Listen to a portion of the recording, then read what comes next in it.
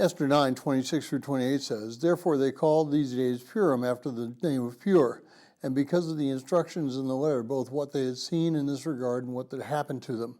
And the Jews established and made a custom for themselves, for their descendants, and for all those who allied themselves with them, so that they would not fail to celebrate these 2 days according to the regulation and according to their appointed time annually.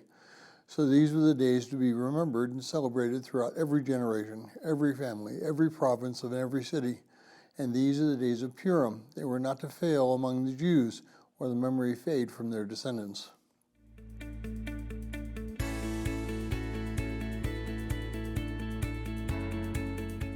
Well, if you're joining us in reading through this 90-day reading plan, today's reading is Esther 9:20 through 10:3, and I encourage you to read that passage. Well, what kind of traditions do you have in your home or in your church or in your local community? We just celebrated the 4th of July. This has been a celebration for almost 250 years here in the United States. In June, we remember the 75th anniversary of the landing in France called D-Day during the Second World War. Each Easter, we remember Christ's resurrection, an almost 2,000-year-old event. And the Jews remember the event that occurred in the book of Esther. This has been taking place for almost 2,500 years. So why do we remember events? Why do we celebrate things that happened long ago? I think it's because it gives us something to hold on to.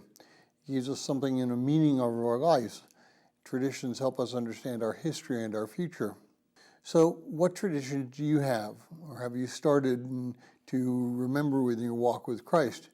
Do you have any special place that helps you remember the things about who you are and what's happened to you? In my office, I have a wall covered with icons. These icons depict events in Christ's life or the life of Christians who came before me. On another wall, I have a lithograph of Lincoln reading the Emancipation Proclamation to his cabinet. The rest of my walls are covered with pictures or drawings of my family's history of sailing ships, foley ships, or tall ships as they're now known. And these all remind me of who I am and where I came from. It's important for all of us to have things that remind us of who we are in Christ. These things will help us in times of trouble to maintain our focus on Christ and not on our problems. Think of some of the physical things which remind you of events of your history or of a place where you can put them. Be able to regularly see them. That will remind you of who you are in Christ and what God has done for you, and when your struggles come, you'll be reminded of the grounding of who you are in Christ and who Christ is.